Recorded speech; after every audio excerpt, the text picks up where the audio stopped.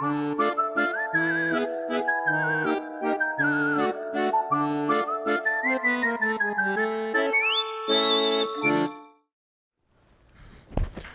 to Coug on the Clock. I'm Banana Guy. This is Butch, and we got a good show for you today. What are you doing? You what? Get out of here. I'm doing Coug on the No, Clock. get out. Go. But can I take Leave. Butch? No, you can't. Give me the Butch. Oh, but Leave. Man, you really messed up my table, bro.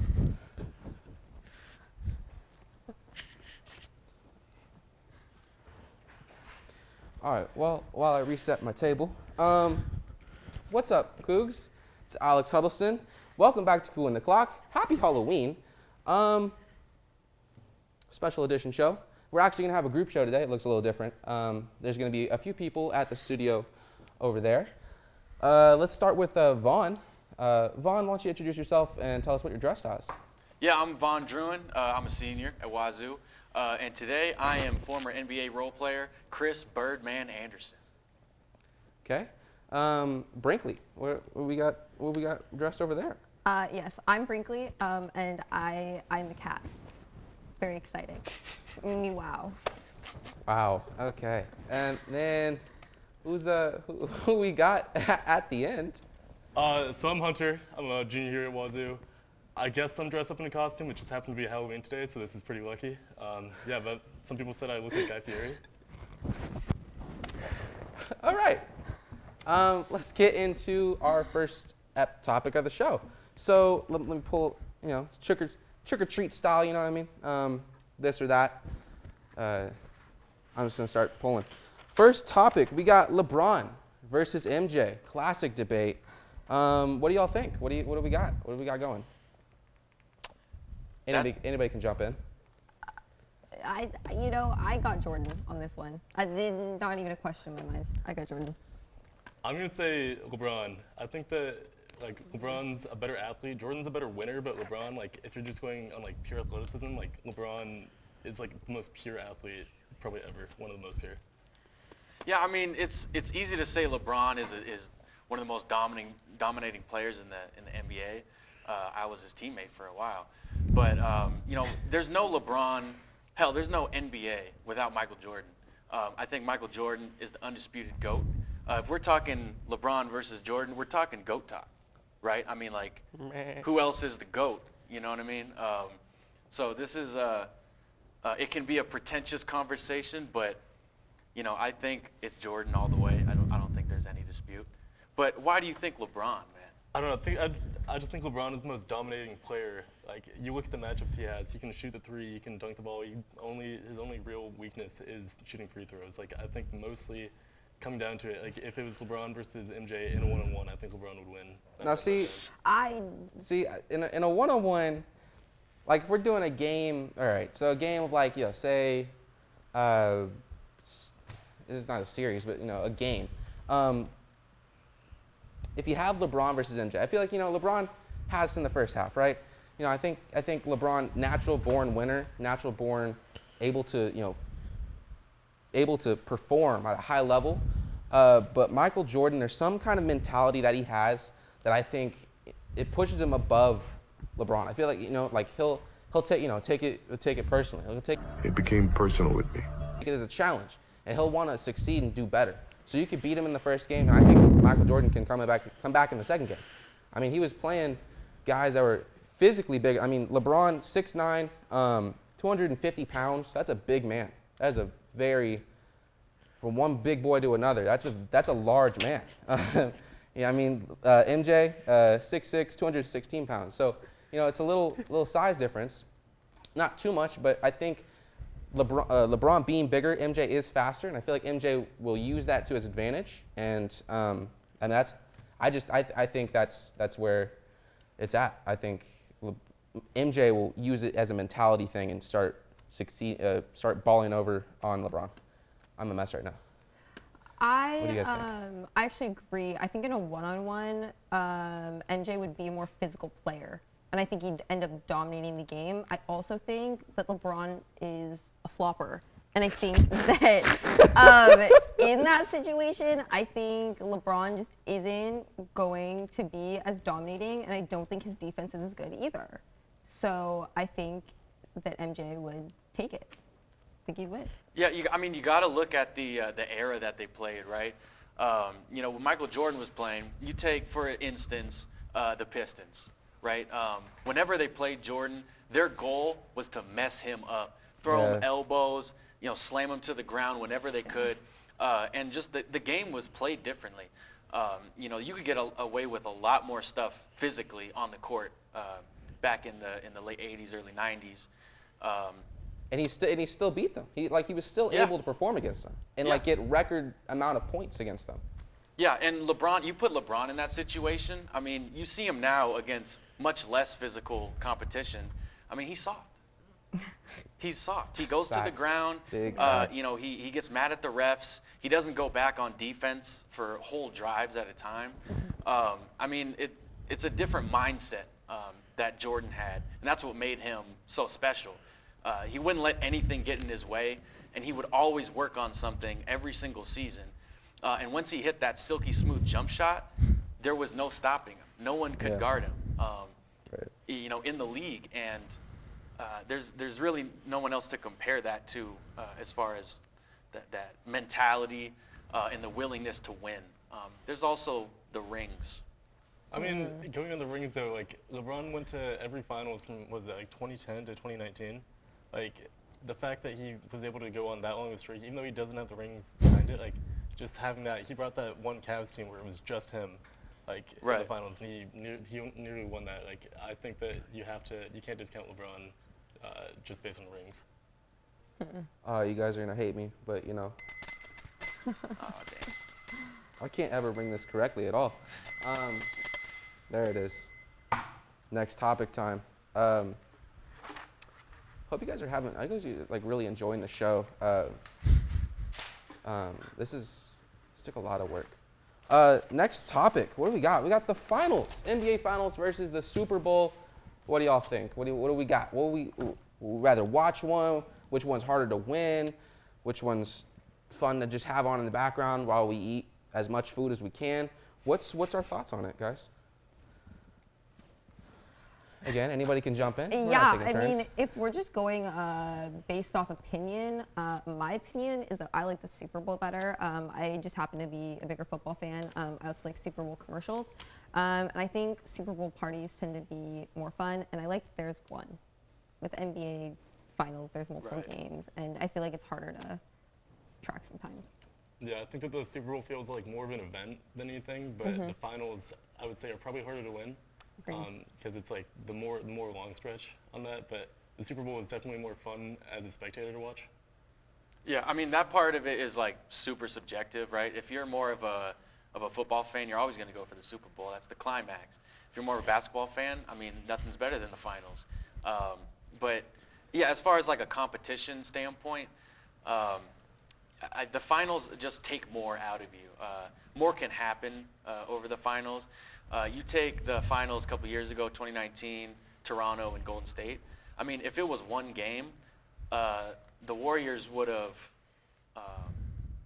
they were up 1-0, right? If I remember that correct. Because KD and Clay went down later in the series. You know, everything was looking good until that point, especially with KD. So, you know, if you look at that, a lot of finals over the years would have had completely different outcomes. They only had to play one game. They only had to show up one time, maybe get some luck on your side. You know, that's what I consider the Super Bowl to be as. It's not always going to be the best team to win the game. Yeah, so I think the finals are more exciting, and the fact that it goes over a week, I think you can. The analysis on it is just ridiculous. Like there's so many talking points and storylines. I think it's more fun as a fan, but again, it's totally subjective, you know. I think also finals though, they're a lot easier to tell when it's over. Besides like maybe the 3-1 Golden State blown lead, but it's a lot easier to tell. Like if a team goes up 2-0, then it doesn't get as much. Like the last few games don't get as many people watching it because they kind of know what's going to happen. Yeah. The Super Bowl, anything can change at any time. Very true. Yeah, and if you're not a super big fan of the ads, then the Super Bowl kind of loses its lust. They've definitely gone down in quality in the last They've couple I'm- years. done so They much have. worse. I'm It's- personally not a it's fan sad. anymore. I used to really look forward to it, but it's a lot of recycled stuff, and just the Especially fact now, that every ad airs on YouTube like a week before too. So yeah, it's not even a seriously, surprise. seriously, you don't need to watch the Super Bowl anymore. You can go. There's literally websites just for Super Bowl ads. You can go watch them, vote on them, and stuff like that. Okay, well then, kind of off that. I mean, in recent memory, what would your guys' favorite Super Bowl ads be? I mean, I think Puppy Monkey Baby's pretty memorable. Is that your favorite ad though? It's definitely not my favorite. It was actually quite annoying, but that's what helped it be memorable because it was annoying. I can't even think of my favorite, but do you guys have any in mind of what you got? I kind of liked the Tide one last year. I forgot who it was in the sweatshirt, but I just thought it was such a stupid ad that it was funny. You know what I'm talking about, right? With the No. it was like the sweatshirt ad. I don't remember who it was in the sweatshirt, but it was such a stupid ad, but it got me to laugh. I don't know. I think the Super Bowl's so commercialized though. If you're breaking it down to like athletics and which one's better, the NBA Finals definitely is more of a show of sportsmanship, whereas the Super Bowl is, commercialized. It's crazy. Yeah, and the NBA Finals has good ads too. So I mean, let's It does. not, Yeah. a lot of can't discredit. companies. Yeah, but it's the debut same ads there. over and over again. Yeah, exactly. It's just like watching reruns of ads after games. It's like it's repetitive. The Super Bowl is starting to become like something for Hollywood too, where they just advertise like new movies coming out, and I don't think Yeah, Right. seriously. I can't think of anything that the NBA has done for advertising on that in the last few Yeah. years. Maybe Black Panther, but that's it. And maybe this is me just as a football fan, but I think I think the Super Bowl is harder to win because it's one game. They already discussed that, and it's just it feels more. It's not like a whole week of just stress and anger, and people are they're coming in game 3. It's just like the game's over. That's it. So you just like getting it over with? I just like I like just having a party with my friends, with my homies, and we just watch the game, eat whatever. And what's cool is my family, we make food that is part of that city. So like Tampa Bay came, we had, this is not a good example because I can't remember what we had, but like San Francisco, we had crab cakes. New England, we had clam chowder. We have food based on that city. So I think that's Kansas City, we had barbecue. But yeah, I just think it's more fun. It's a whole week versus one day. Super Bowl Sunday, it's practically a holiday. It is a holiday for me. I call off work that day. I always say there's something wrong. I have homework or something going on, but we all know what day it is. So I think, are you guys good? If we move on to the next topic? Yeah, it was solid. Yeah. All right, I think we're good. Next topic. Next topic on Halloween, spooky, Coug on the clock. We have Belichick versus Nick Saban.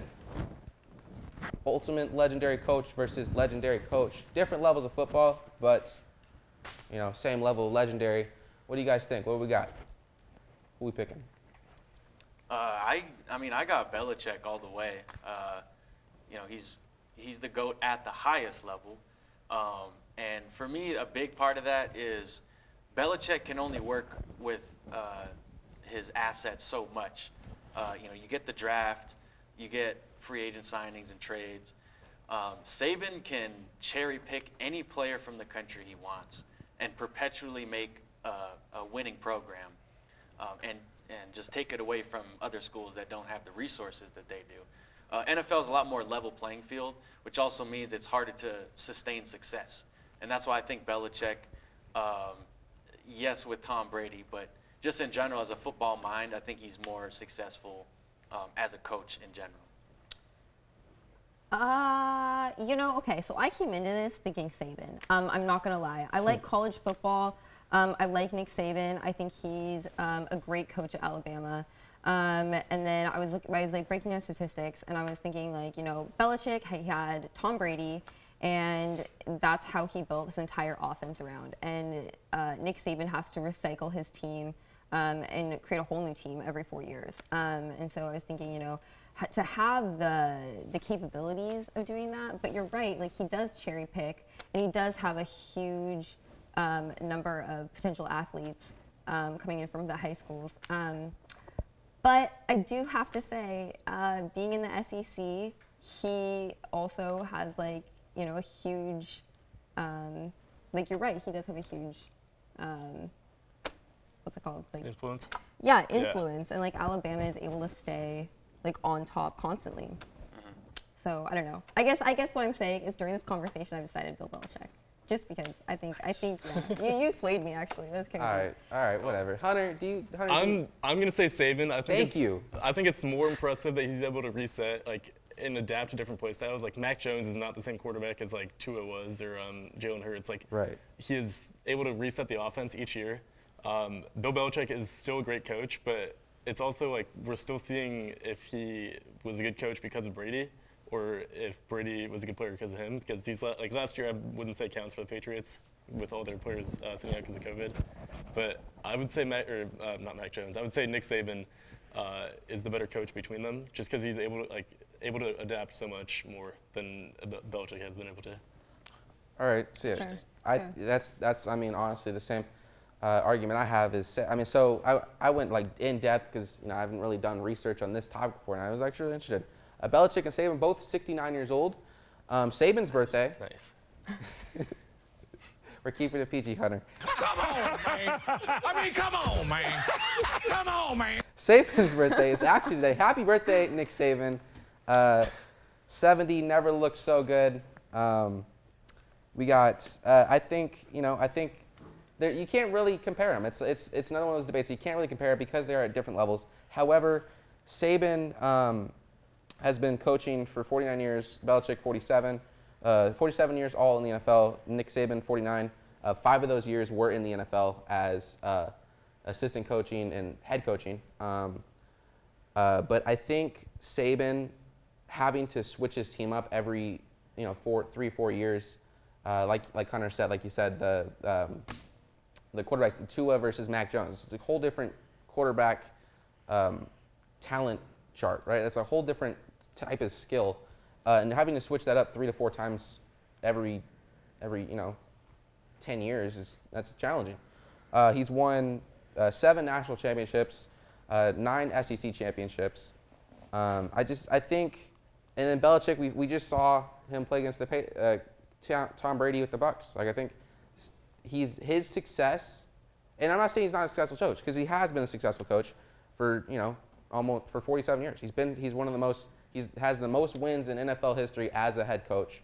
I just think with the ability to switch and change a whole playbook, change a system, and maybe he hasn't changed the system or a playbook, but is able to acclimate to a new set of players and talent, I think Saban wins it. So I think Saban, overall is the better coach in my opinion. It's funny that you say that because I just want to point out when Belichick was the head coach of the Cleveland Browns, you know who his defensive coordinator was? Was it Nick Saban? It was Nick Saban. Yep. Nick Saban got sunned Yep. by Bill Belichick. And they're the same age. So, for me, it's hard to make that argument that Saban is a superior coach, especially when he took the easy route and went to college. Ooh, I don't know, but easy. it's crazy because when you look at games where Nick Saban has played against previous coaches under him, he wins I don't know, I actually don't know. I think his he had stats, his first loss was against Texas A&M. Yep, which most is a former recently. coach of his. Yeah. Yeah, but I don't know. I think that says something about his coaching capabilities. It also shows something that all of his understudies have been able to be so successful in college.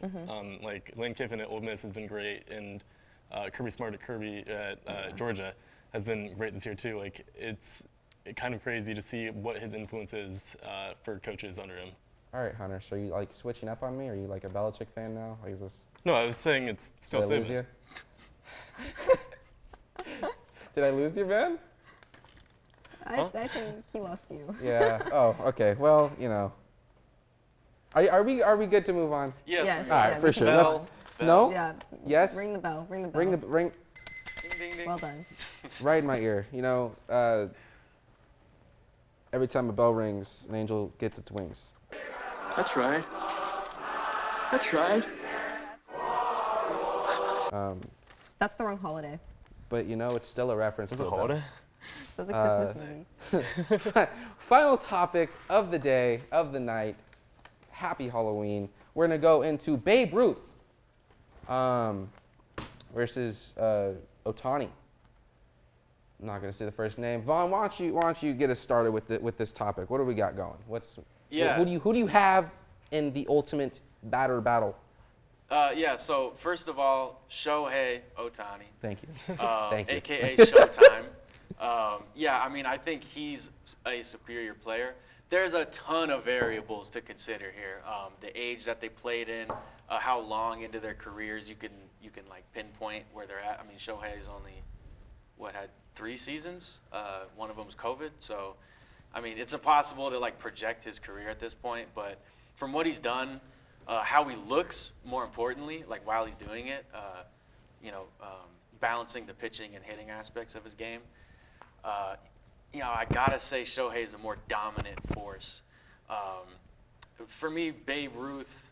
Actually, I'll take it to one of you guys before I get it. What do y'all think? Pass the plate. I gut instinct, I wanted to say Babe Ruth on this one, just because it's classic. But when you break it down, I do agree. Ohtani has more room to grow in his career and more room to really expand the game. So I'm gonna have to go to Ohtani. So I was a baseball fan for 3 weeks this year. Go M's, I believed. So this is my notes on the situation for that. But one of the games, I went to a lot of Mariners games this summer, and one of the games I went to, I saw Shohei pitch, and also I went to one after that. I saw him hit as well. And it's kind of crazy just to see him do both those things. And I'm probably a little bit biased because that's like the player I saw play. I'm gonna say Shohei as well. Yeah, I mean, there's a recency bias, Yeah. right? Like, we're seeing this happen, and we haven't seen it in so long, literally since Babe Ruth, that no one can really, like put it into perspective. No one alive has been able to see someone do this in the MLB. Hitting at the highest level is just so immensely hard, especially now. Like, the game has changed a lot. Don't they say that hitting a baseball is the hardest thing in professional sports? It right? is. It absolutely is. And there's so much luck involved too. Like, I mean, it's just crazy. But for me, the big differentiator is the age of the game that both of them played in, right? So Babe Ruth, I mean, he started hitting home runs. He was breaking the game, literally. No one had hit more than like 25 or 30, and he hit 35, 40, 50, 60. He was breaking Major League Baseball, and at that point, pitching and hitting wasn't that it wasn't that uncommon to do at the highest level. There was a lot of players doing it. He just did it the best, but then he also stopped pitching once he started hitting really well. Once he started hitting bombs, that remains to be seen with Ohtani, like if he'll stop pitching or hitting, one or the other. But right now, he is breaking the game. He was just awarded the 16th ever Commissioner's Honorary Achievement Award, I think it's called.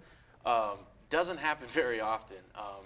And if it was around when Babe Ruth was playing, I'm sure it would have been his. But to do that now when the game's been so established for so long, that's pretty ridiculous. It's impressive.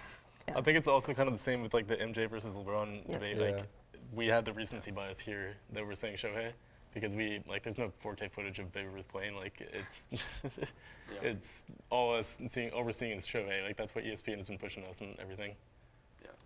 But like coming into I don't know too much about baseball, honestly. I'm kind of a football fan, but with what I've learned in the past and what I know from research, Ohtani, he came in as an outfielder, correct?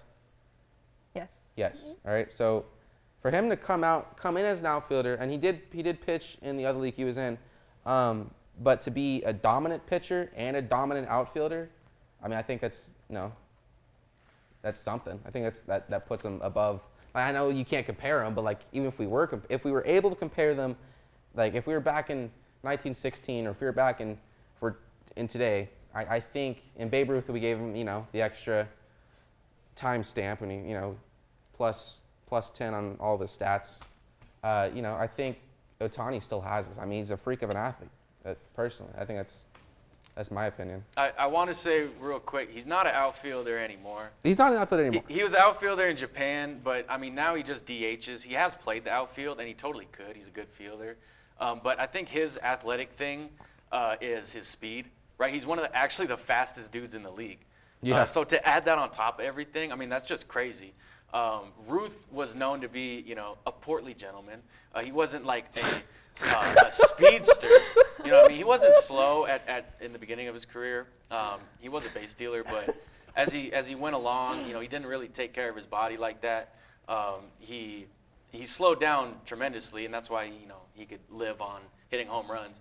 But Shohei hits like home runs almost at the same rate, but his speed element makes him like unstoppable. You know, he's one of the best base stealers in the league and led the league in triples. I mean, yeah, that that's home pretty run incredible. thing. Babe, in a 21-year career, had 714 home runs, and Ohtani already has a seventh of.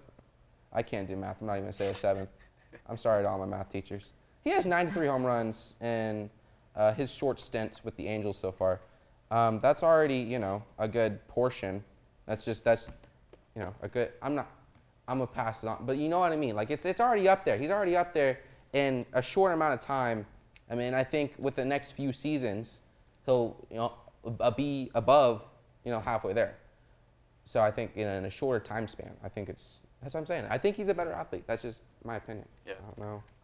Well, I think in the same way that Hunter was comparing LeBron and Jordan earlier and saying that LeBron is just like an overall athlete, I think that the same argument can be made here. And I think like, you know, that totally has to do with like recency bias and how, you know, athletes now are just more athletic than they were in, you know, the 80s or even, you know, 1918.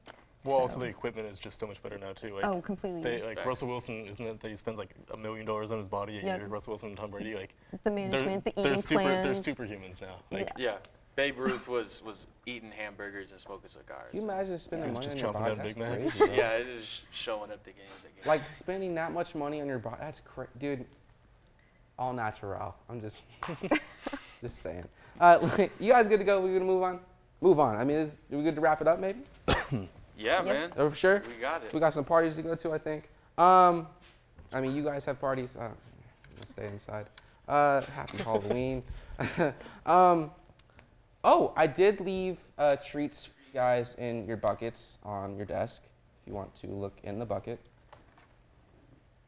there's nothing in here. It was a trick. I don't even have a bucket. It was a trick and not a treat. I'm gonna wrap up the show. Thanks for tuning in. Happy Halloween. Happy birthday, Nick Saban. Really appreciate all the great help I've gotten with the show. New style. If you guys want to leave comments, let us know kind of what we should talk about next time. Make sure you follow. I have to get out of the camera, not knock over the table. At unorthodox.sports on Instagram if you don't already. Hit us up there. Like, follow, subscribe. Follow us on Twitter. Follow us on Twitter. Retweet our Wazoo things. Unorthodox. Watch Unorthodox Sports on cable8./YouTube. I don't know how to say that. Anyways, thanks for watching, guys. Hope you guys have a wonderful Halloween. And go Cougs. You owe some. Go Cougs. Go Cougs. Go Cougs.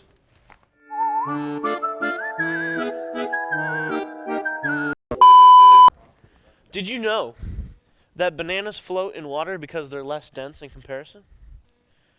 They're the most popular fruit in the American diet. They're officially considered an herb. Yeah, that's kind of weird. It's actually classified as a berry. That's pretty cool. The bananas we eat today are called Cavendishes, and they're different from, an ad popped up, from pre-1960s bananas, the Gross Michael, as those have been wiped out by the Panama disease. It's okay, joke's on you, I have night vision.